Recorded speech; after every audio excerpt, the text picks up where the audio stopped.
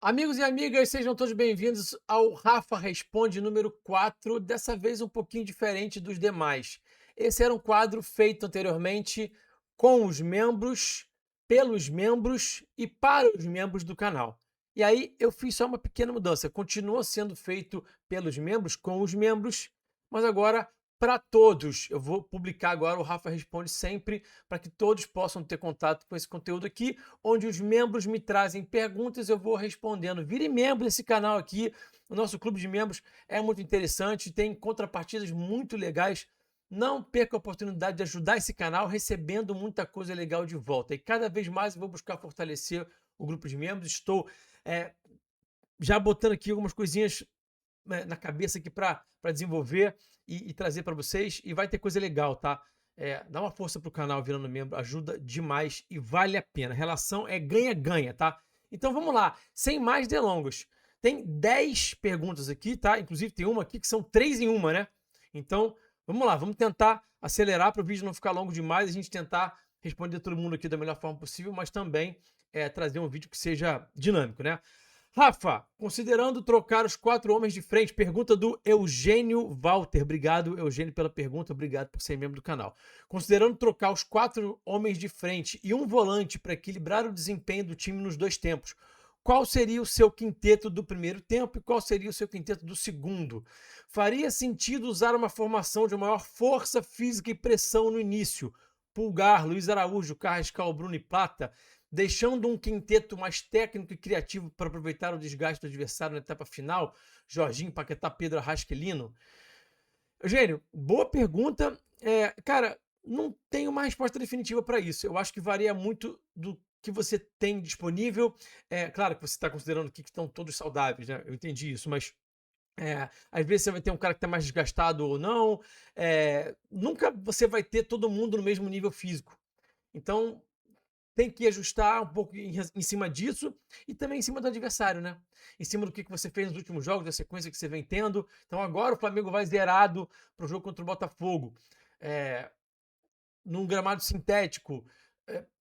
Eu não parei para estudar o Botafogo com tanta calma, né? Para olhar algumas vulnerabilidades específicas do time, mas é um time que tem sofrido muito gol, então é importante você ter os caras que são letais. Não tenho uma pergunta definitiva para te trazer, só uma observação aqui, né? Carrascal não é um jogador de tanta pressão assim como você colocou, né? É um jogador de jogadas, de talento, mas não é um jogador muito pressionante, né? Você poderia incluir aí talvez o Lino num quarteto mais pressionante, mas um cara que também consegue ter controle de bola. Eu não deixaria Jorginho, Paquetá, Pedro, Arrasca e Lino para um segundo tempo. É muita gente boa para segundo tempo. Então, ou eu começo com esses caras e aí tento dar um jeito de resolver esse jogo e depois ter um jogo de um pouco mais em posição física e um pouco de mais. Um jogo mais direto, que foi um problema contra o Cruzeiro, mas que também não tem muito para onde fugir. Depois que eu fiquei pensando um pouquinho mais sobre isso, eu vi que, cara, não tem muito para onde fugir. Ou você equilibra. Você coloca 2, 3 caras que retêm mais a bola e guarda 2 desses caras para serem colocados no segundo tempo. A verdade é que o Flamengo não tem no banco e no time titular 10 caras, por exemplo, que vão ser capazes de reter bola, né? Então você vai ter que fazer essa equação. Não é nada simples, tá? Para quem pensa que vida de técnico de futebol é simples, não é tão simples assim, não. Fábio Fontes Andrade, obrigado, meu irmão. Você que é um cara frequente aqui no canal, enfim, como membro muito ativo, tá sempre aqui dando audiência. Obrigado por tudo, um abraço para você. A pressão alta melhorou muito nos últimos jogos, ele diz. Porém, me parece que o time está cansando no segundo tempo. Qual seria a saída? Substituições mais cedo dos homens de frente? Dosar melhor a intensidade durante o primeiro tempo? Ótima pergunta também. Eu só discordo um pouquinho que o time está cansando no segundo tempo, no sentido de que está cansando. Cansou de verdade mesmo contra o Cruzeiro na derrota lá no Mineirão por 2-1 pelo Brasileirão. Teve alguma queda de desempenho em algum momento nos outros jogos? Até teve, especialmente nos jogos contra o Cruzeiro, mas também muito por conta do adversário que te pressionou, que dobrou a aposta, que encaixou e você não conseguiu sair ali. Então eu acho que o problema do cansaço em si foi mais no jogo contra o Cruzeiro especificamente. A queda de rendimento não se deu por queda física. Tanto é que no jogo do Maracanã, o Flamengo sofre um empate, depois faz o segundo gol, depois consegue controlar o jogo. Não houve uma queda física, por exemplo, no jogo do Maracanã, no 2-1, na partida em que o Flamengo se classifica para as quartas de final da Libertadores. Então, olhando por esse prisma, assim, não é um problema tão grande, mas pensando nesse problema, né, para não te deixar também sem uma resposta, eu acho que você, na sua pergunta mesmo, já fala sobre algumas soluções que acho que são interessantes. Às vezes o Jardim demora um pouco para substituir, talvez em alguns momentos ele escolha talvez até o jogador errado para tirar, então acho que ele tem que ser um pouquinho mais criterioso, pode pensar em alguns momentos substituir mais cedo, sim, dependendo do contexto, se aquele jogador já vem de muitos jogos, está cansado, tira no intervalo, né? Por que não? Por que não? 45 minutos para um, 45 minutos para outro, não vejo problema, tá? Então, é assim que eu vejo. Dosar melhor no primeiro tempo também pode ser uma solução, tá? Tentar pensar em dosar, pressiona, dá um respiro, 10 minutos, dá uma respirada, volta de novo. E aproveitar melhor as janelas de superioridade, né? Isso é muito importante também. Você definir o jogo, fazer um 2-0, até um 3-0 no melhor dos cenários, e aí você fica mais tranquilo, né? Pedrinho Goulart agora, obrigado pela pergunta, obrigado, meu irmão, por ser membro aqui do canal, pelo apoio. Rafa, a queda de rendimento do Flamengo no segundo tempo, aí ele vai na mesma linha aqui do Fábio, né? A queda de rendimento do Flamengo no segundo tempo dos jogos tem sido nítida. E aí, enfim, eu já falei que eu não vejo tão claro assim em vários jogos. Vi mais nesse último jogo contra o Cruzeiro. Na sua visão de analista, esse apagão após o intervalo é reflexo de um desgaste físico pelo estilo de jogo intenso no primeiro tempo? Ou o problema é que os adversários conseguem neutralizar a nossa estratégia no vestiário e o Flamengo demora a reagir taticamente? Eu acho que passa mais por isso, Pedrinho. O Flamengo, especialmente contra o Cruzeiro, tinha um adversário ali, foram 3. O Flamengo jogou 5 jogos, 3 contra o Cruzeiro, né? Nesse recorte pós aquela pausa da Copa do Brasil, que o Flamengo volta, né, já treinado, já descansado, né, e voltou muito melhor, foram 5 partidas, 3 contra o Cruzeiro. Ali você tinha um adversário qualificado, né, que conseguiu entender ali o que tinha feito de errado, melhorou, ajustou. Então tem um adversário do outro lado, qualificado, né, com um bom elenco, com bons jogadores, com um bom treinador, que até eu acho que errou um pouquinho no plano inicial, mas pelo menos conseguiu corrigir, né, dos males o menor. Então eu acho que passa muito por isso aí que você está falando, né? Talvez demorar um pouquinho a reagir taticamente. O Flamengo sentiu um pouquinho ali o ritmo, por exemplo, do Cruzeiro no início do segundo tempo no Maracanã, bastante, até no próprio jogo do Mineirão pelo Brasileirão. Então tem que estar um pouco mais preparado para essas nuances do adversário te dar uma resposta, né? Te incomodar, né? Agora, a Maureliano, que fez 3 em 1, vou tentar ser breve aqui nas respostas, porque você, né, abusou, hein? Abusou. Vamos lá, pergunta 1, Rafa. O que você acha desse estilo de jogo que o Flamengo está tentando impor? Um time que pressiona tão forte e intensamente não precisaria de jogadores mais jovens e rápidos, tipo o PSG que sufoca o adversário e força a bola longa para roubar lá na frente? Cara, o Flamengo tinha esse estilo ano passado com o Felipe, continua tendo com o Jardim. O ideal seria que você tivesse, para poder impor esse estilo tão intenso, né, sem bola e tudo mais, se tivesse mais jogadores mais jovens que suportassem mais, que tivessem uma resistência maior. Mas aí também não é só a idade, tem perfil de jogador, tem jogador que até um pouco mais velho sustenta mais. O Bruno Henrique é um, né? Que já é mais velho, sustenta mais essa intensidade alta, consegue suportar. Então não é só a idade. E, cara, o ideal seria que você tivesse um elenco um pouco mais jovem, mas um ponto aqui que é algo que eu sempre falo aqui nos vídeos, sempre toco nesse ponto. Não tem como ter um elenco como esse do Flamengo tão qualificado, mais jovem. Jogadores de patamar tão alto técnico, tático, né?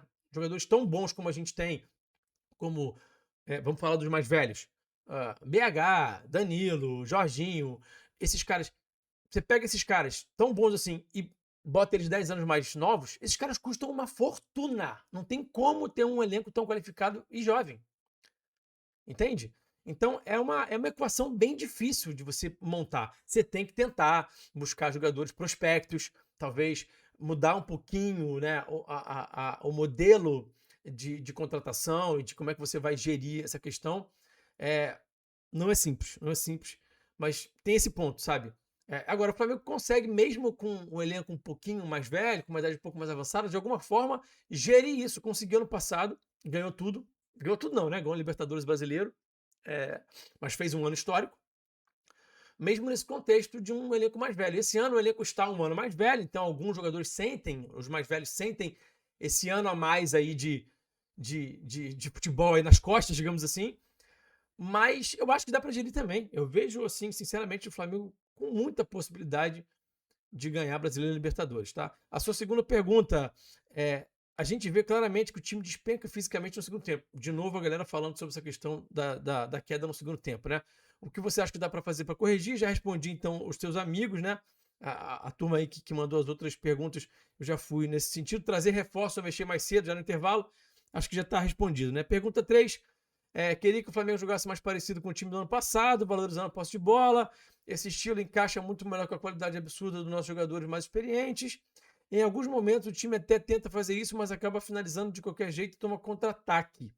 O que o Jardim pode resgatar do trabalho do Felipe para fazer esse time engrenar de vez? Cara, eu acho que o Jardim já resgatou muita coisa. Na verdade, não é resgatar, ele manteve muita coisa. Ele manteve uma saída de bola muito paciente, muito trabalhada. O Flamengo é o time que tem a maior taxa de passes trocados na saída de bola no Campeonato Brasileiro, no futebol brasileiro, de uma forma geral. O time ganhou vários jogos, dominou vários jogos através da posse, mas uma coisa que é importante da gente falar, e aí vou voltar lá para a sua primeira pergunta, é que, na verdade, o Felipe e o próprio JJ dominavam muitas vezes os jogos, não só pela questão da posse, mas pela questão da retomada rápida da bola.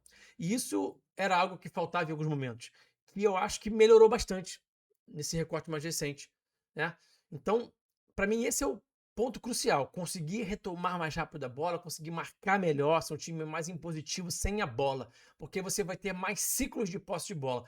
Esse time do Jardim é mais direto e eu também adoro o estilo de posse de bola pausada, tá? Eu gosto muito desse estilo do Felipe, me identifico muito. Mas esse estilo de jogo mais direto do Jardim também tem as suas vantagens. É muito interessante como esse time é vertical, incomoda o adversário, um time que ofensivamente é muito bom. Então, para mim, a questão maior é retomar mais rápido a bola e ser mais impositivo sem a bola, para que você, até conseguindo retomar mais rápido a posse da bola, você vai ter uma taxa de posse de bola maior, porque você vai acabar ficando mais com a bola. Então, eu acho que o Jardim ele é um pouco mais JJ do que o Felipe, porque quando ele tem a bola é um pouco mais direto, mas eu acho que não tem jeito certo de jogar futebol também. Tem várias maneiras e enfim, não há um jeito certo, tá? Você fala aqui depois no final, você faz uma colocação que você está preocupado com o Flamengo, né? Que não tem aquela confiança diante.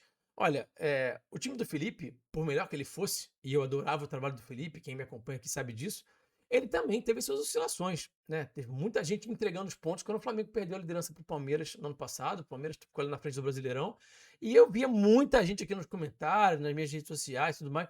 Ah, não vai dar, perdeu, já era, acabou, não sei o que, papapá. E no final das contas ganhou. A campanha da Libertadores não foi segura. Esse ano a campanha da Libertadores é muito segura. O Flamengo está muito bem na Libertadores. E eu vejo, volto a dizer e enfatizo, vejo o Flamengo também muito forte no Brasileiro, com toda a possibilidade de encostar no Palmeiras, de passar o Palmeiras e de ganhar o título. Nesse momento, a distância aumentou com a derrota do Flamengo e a vitória do Palmeiras no final de semana, mas eu vejo o Flamengo muito forte, com muita possibilidade de novo ganhar as duas taças. É assim que eu vejo, tá? Agora o Bruno Marcelino está perguntando em qual função o Paquetá pode render mais. Cara, essa é uma boa pergunta, é bem difícil. Ele pode, ele pode funcionar em várias funções. Eu fiz um vídeo aqui no canal ontem, né, na última terça-feira, falando sobre a possibilidade de o Paquetá jogar do lado direito, né? Eu vejo com muito bons olhos. Acho que ele pode render muito por ali. E eventualmente ele pode jogar como um 10, porque ele também é um cara que joga bem em espaço curto, entre linhas, finaliza muito bem. Ele pode jogar como volante, mas tem que haver uma mudança na saída de bola para que ele não fique lá no meio dos zagueiros, porque senão ele está muito longe do gol. A grande qualidade, uma das grandes, talvez a principal, uma das principais, talvez, do Paquetá é ser um cara versátil. Então, eu vejo ele atuando como meia-direita. Acho que ele pode atuar muito bem por ali, pelos indicadores de desempenho mesmo, pela capacidade que ele tem de ser um Gerson 2.0. O Gerson jogou muito bem ali, né? A gente gostava de ver o Gerson por ali, mas tinha um porém. Qual era o porém do Gerson? Faltava o quê? Gol. O Paquetá tem gol. Então o Paquetá pode ser um Gerson 2.0, que atua ali pela meia-direita, jogando de costas, se impondo fisicamente, retendo bola, se associando com os outros meio-campistas, Jorginho, Pulgar, Arrascaeta, o Lino vem, trabalha, o pivô do Pedro e tudo mais, e dá o corredor para o lateral direito e também potencializa esse lateral direito, mas só que ele tem gol. Então, seria um Gerson 2.0. E ainda com capacidade de raciocinar mais rápido que o Gerson, né? De executar a jogada mais rápido que o Gerson. Paquetá, para mim, é um jogador melhor que o Gerson. Ah, mas não tá jogando tudo isso no Flamengo. Eu sei. Ele chegou primeiro no processo de adaptação, depois teve lesão, a Copa do Mundo, aí outra lesão. Então, tem que se ter um pouco de calma. Eu sei que ele custou muita grana, mas há que se ter um pouco de calma, tá? Espero ter respondido você. Obrigado, Bruno, pela pergunta pela ajuda aqui ao canal, pela contribuição aqui sendo membro. Grande Ramon Terço, um dos primeiros membros desse canal. Um abraço para você, meu irmão. Obrigado aí por tudo. Ele está perguntando, Rafa, levando em consideração a fase ruim do Rossi, você acredita que o Andro merece uma oportunidade de atuar como titular? Cara, essa pergunta é muito difícil. Já dizia Dada Maravilha, né? Goleiro e artilheiro não é posição, não é função, é profissão. Fazer gol é uma arte muito específica e defender também, né? O goleiro é uma posição diferente de todas as outras, né? Cara, é difícil, cara. É difícil. Eu não sei se eu tenho uma resposta definitiva, sacou? Tá complicada a situação do Rossi. Assim, a gente olha nesse momento, né? Enquanto eu gravo esse vídeo aqui, quarta-feira, dia 26 de agosto, né? Ele vem falhando muito, muito, muito, muito. E a gente fica com medo de o Flamengo perder pontos preciosos ou perder uma classificação na Libertadores, passar de fase, no mata-mata, perder uma final por conta do Rossi. Torcedor que não tá preocupado com isso tá maluco. Todo torcedor tá preocupado com isso nesse momento e faz sentido. Faz todo sentido, porque, caramba, tá complicado. Mas eu acho que vai muito do treinador, do que ele vai ter de conversa com o goleiro, né, ali no dia a dia, do que eles vão conversar, do que o preparador de goleiro pode falar ali também para ele. A gente também tem que olhar para essa preparação de goleiro, entender, tá boa? Né? Se é algo que a gente tem que questionar também. O Rossi tem alguns problemas enquanto goleiro, de alguns fundamentos, mas ele foi muito importante ano passado também. Então, cara, é difícil, assim. Eu acho que qualquer decisão que o Jardim tomar, eu de alguma forma vou assinar embaixo. Eu acho que quem tá lá no dia a dia que vai saber melhor. Né? Faz sentido também, cara. Dar um tempo de descanso até para ele se preservar com a torcida, se preservar mentalmente, dar uma refrescada ali na cabeça, né? Como o Flamengo tá tendo agora uma semana de treinos e tudo mais, não tá tendo jogo em cima de jogo, só volta a jogar domingo contra o Botafogo. Não sei se isso já é o bastante para ele dar uma acalmada na mente, né, e voltar melhor. Enfim, cara, é uma situação bem complexa, bem complicada e, cara, uma pergunta bem difícil, Ramon, bem difícil mesmo. O arroba cara com fome também tá deixando aqui a pergunta dele. Obrigado pela pergunta, obrigado por ser membro aqui do canal, obrigado pela ajuda. Como você vê o Palmeiras na disputa pelos títulos no longo prazo? Cara, não dá para duvidar de um elenco que seja tão forte, né? O elenco é muito forte, então se tem jogadores muito talentosos, do meio para frente especialmente, cara, tem ótimos jogadores, né? Então, a qualquer momento pode haver um encaixe. Foi bem nesse período do ano passado, inclusive, agosto, setembro, pedacinho de outubro, que o Palmeiras jogou muita bola. Inclusive abriu frente do Flamengo ali no Brasileirão. Foi nesse período que a turma tava reclamando do Felipe aqui, os rubro-negros, né? E falando, tá vendo? Olha o Palmeiras, olha o Palmeiras, olha o Palmeiras. Esse ano a coisa já tá um pouco diferente. Eles ganham um respiro de confiança porque ganharam do Vasco muito bem, embora o Vasco esteja apanhando de todo mundo também. Vamos observar como é que vai ser a sequência agora. Se eles vão mostrar uma reação, eles estavam muito mal, né? Eles estavam muito mal. Me chama a atenção porque o Abel não consegue fazer esse time qualificado jogar o quanto que a gente espera que esse time jogue, né? O time é muito bom. Especialmente, volto a dizer, do meio para frente. E a gente sente que falta, cara, falta muita coisa. O time tem muito pouco ofensivamente, né? Muita bola na área, muito jogo direto e casquinha do Flaco Lopes, assim, não tem dinâmicas ofensivas mais trabalhadas, né? De bola no chão, embora ele tenha dois volantes que com a bola são muito bons, né, cara? O Andrés Pereira e o Marlon Freitas, né? São dois caras qualificadíssimos com a bola. Então, os caras qualificam, saem jogando muito bem. Você pode trabalhar a jogada ali. Agora, por outro lado, tem dois pontos aqui também, né? Olhando o copo meio cheio pro lado do rubro-negro. Eu acho que é uma dupla de volante muito vulnerável, o time fica muito vulnerável. Acho que é uma dupla que acaba não conseguindo marcar bem. O Marlon é um cara que tem pouco senso de urgência, é pesado, deixa de passo às costas. Enfim, não gosto do Marlon marcando. E o Andrés até corre, mas acho que muitas vezes corre errado, fisicamente filé de borboleta, né, como diria Vanderlei Luxemburgo, então não ganha os duelos físicos. Eu acho uma dupla de volante muito vulnerável, assim, e o Abel tá insistindo nessa dupla. Que bom pra gente, que ele continue insistindo, porque eu acho que é uma dupla que deixa a desejar. E perderam agora o Alan, né? O Alan. venderam lá para o City, né? Fizeram caixa lá, fizeram dinheiro, mas perderam um jogador importante, né? Era um jogador de muito 1-1, que também conseguia baixar para defender, estava jogando de ala, né? Então, cara, volto a dizer, eu vejo o Flamengo muito forte na disputa das duas taças, muito forte mesmo, tá? Com todos os problemas que o time possa ter, defensivos, e a gente sabe que tem muita coisa defensivamente para corrigir, mas eu particularmente, cara, vejo o Flamengo muito forte, tá? Próxima pergunta, acho que é a penúltima, né? Rodrigo Bonfim, boa pergunta do Rodrigo aqui, hein? Abraço, Rodrigo, obrigado, irmão, pela parceria e pela pergunta. Com base na cultura de contratações praticadas no clube, você vê nessa gestão ou em algum momento uma ruptura no modelo de contratações? Já respondendo aqui de cara, não vejo muito não, até porque a gente vê o BAP com uma interferência muito grande e ele aparentemente não é muito fã de jogadores de scout e de aposta, mas a gente tem visto notícias aí recentes que o Flamengo deve mudar um pouquinho essa rota, corrigir essa rota. Cara, vamos ver, vamos observar. Ele está dizendo o seguinte: me incomoda muito o Flamengo com seu poderio financeiro não ser um interposto de bons talentos sul-americanos para a Europa. Eu acho muito soberbo e elitista esse discurso de para jogar no Flamengo tem que ser jogador pronto, jogador grande. Para mim, esse é discurso para mascarar o insucesso e incapacidade na adaptação. O mesmo para a base. Então, vamos lá.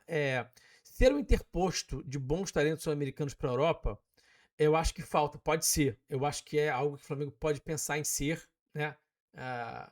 O Botafogo, por exemplo, contrata o Montoro, né? Paga ali, se não me engano, 8 ou 10 milhões, não foi um valor muito barato, mas pode vender esse cara por 20, 25 talvez para a Europa no final desse ano, enfim, né? Então, é um investimento que tem que ser feito.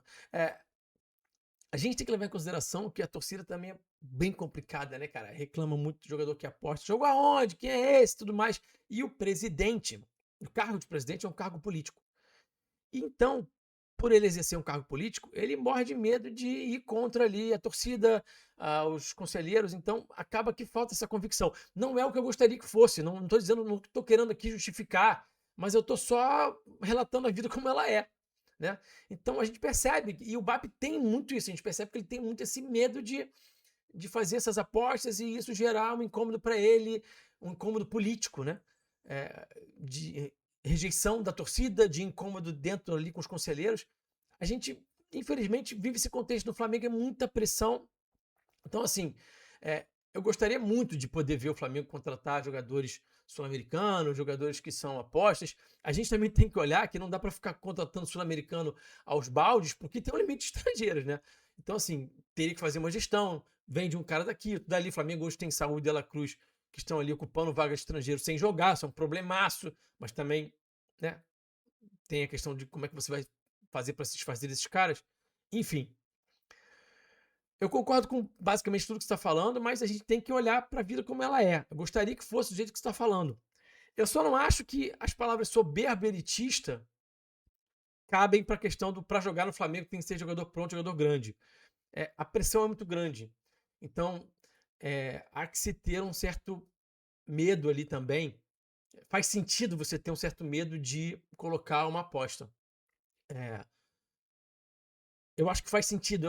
Eu entendo esse medo, mas eu acho que há que se vencer esse medo. Eu gostaria que o Flamengo conseguisse apostar em jogadores um pouco mais jovens, mas também, assim, de forma bem pontual também.